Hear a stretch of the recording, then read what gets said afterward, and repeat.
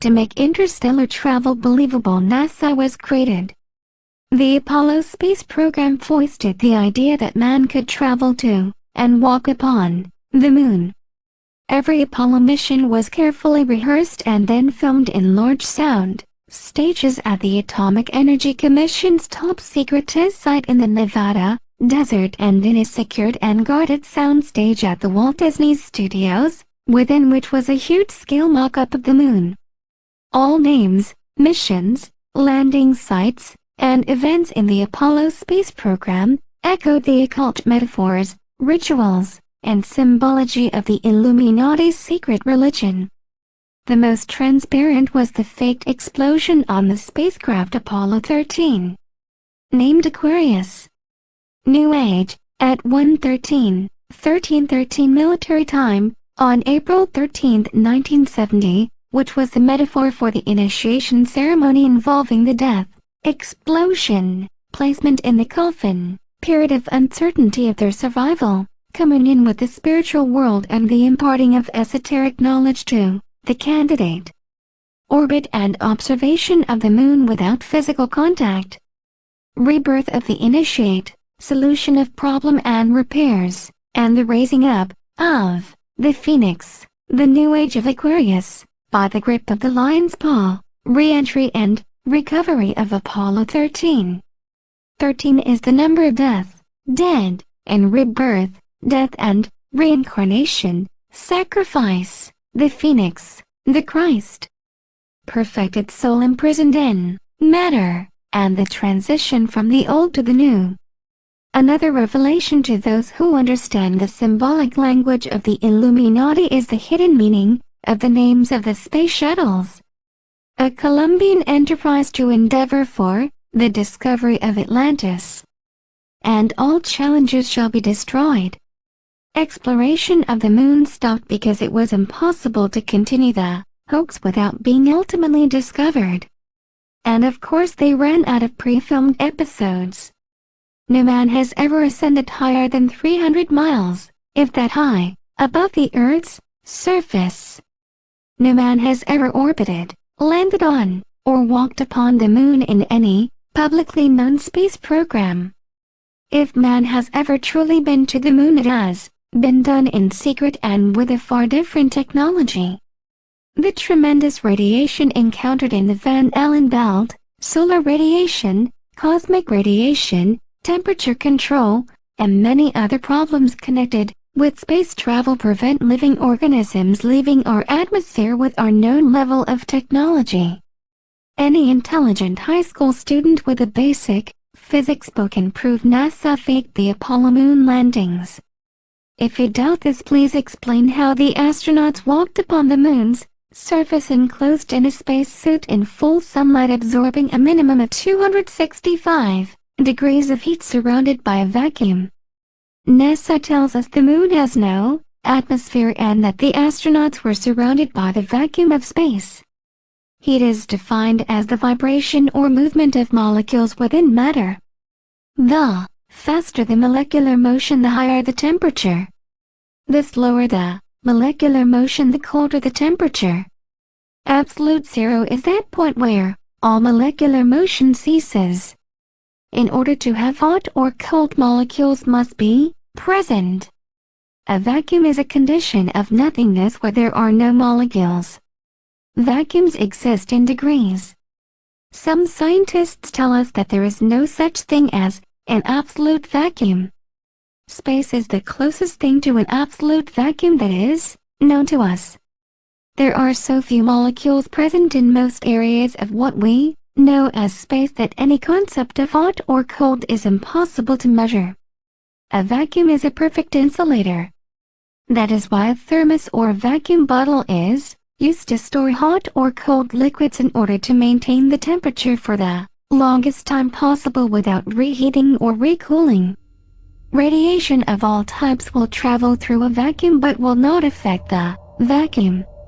Radiant heat from the sun travels through the vacuum of space but does not warm space. In fact, the radiant heat of the sun has no effect whatsoever until it strikes matter. Molecular movement will increase in direct proportion to the radiant energy which is absorbed by matter.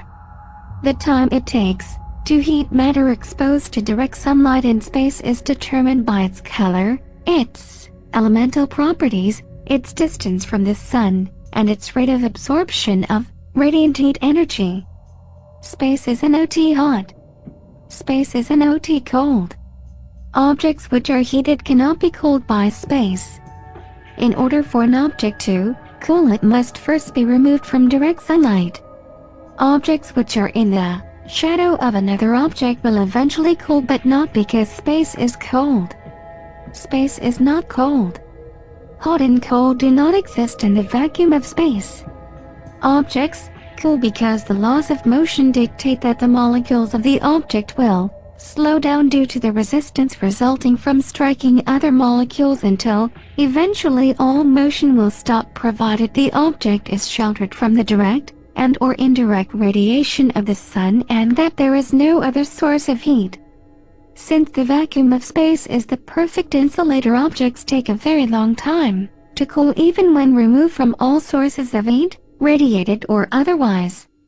NASA insists the spacesuits the astronauts supposedly wore on the lunar surface were air-conditioned. An air conditioner cannot and will not work without a heat exchanger. A heat exchanger simply takes heat gathered in a medium such as freon from one place and transfers it to another place. This requires a medium of molecules which can absorb and transfer the heat, such as an atmosphere or water.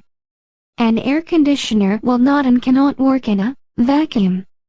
A spacesuit surrounded by a vacuum cannot transfer heat from the inside of the suit to any other place. The vacuum, remember, is a perfect insulator. A man would roast in his suit in such a circumstance. NASA claims the spacesuits were cooled by a water system which was piped around the body, then through a system of coils sheltered from the sun in the backpack. NASA claims that water was sprayed on the coils, causing a coating of ice to form. The ice then supposedly absorbed the tremendous heat collected in the water and evaporated into space. There are two problems with this that cannot be explained away. 1. The amount of water needed to be carried by the astronauts in order to make this work for even a very small length of time in the direct 55 degrees over the boiling point of water, 210 degrees Fahrenheit at sea level on Earth, heat of the sun could not have possibly been carried by the astronauts. 2. NASA has since claimed that they found ice in moon craters. NASA claims that ice sheltered from the direct rays of the sun will not evaporate, destroying their own bogus air conditioning explanation. Remember this. Think about it the next time you go off in the morning with a vacuum bottle filled with hot coffee. Think about it long and hard when you sit down and pour a piping hot cup from your thermos to drink with your lunch 4 hours later. And then think about it again when you pour the last still very warm cup of coffee at the end of the day. The same laws of physics apply to any vehicle traveling through space. NASA claims that the spacecraft was slowly rotated, causing the shadowed side to be cooled by the intense cold of space. An intense cold that does not exist. In fact, the only thing that could have been accomplished by rotation of the spacecraft is a more even and constant heating such as that obtained by rotating a hot dog on a spit. NASA knows better than to claim, in addition, that a water cooling apparatus, such as that which they claim cooled the astronaut suits, cooled the spacecraft. No rocket could ever have been launched with the amount of water needed to work such a system for even a very short period of time. Fresh water weighs a little over 62 pounds per cubic foot. Space and weight capacity were critical given the lift capability of the rockets used in the Apollo space program. No such extra water was carried by any mission whatsoever for suits or for cooling the spacecraft. What we heard is in reality indicative of an overzealous cooling system in the props used during the filming of the missions at the Atomic Energy Commission's Nevada desert test site, where it is common to see temperatures well over 100 degrees. In the glaring unfiltered direct heat of the sun, the astronauts could never have been cold at any time whatsoever in the perfect, insulating vacuum of space. NASA claims that the spacesuits worn by the astronauts were pressurized at 5 psi over the ambient pressure, 0 psi vacuum, on the moon's surface. We have examined the gloves NASA claims the astronauts wore and find they are made of pliable material containing no mechanical, hydraulic, or electrical devices, which would aid the astronauts in the dexterous use of their fingers and hands while wearing the gloves.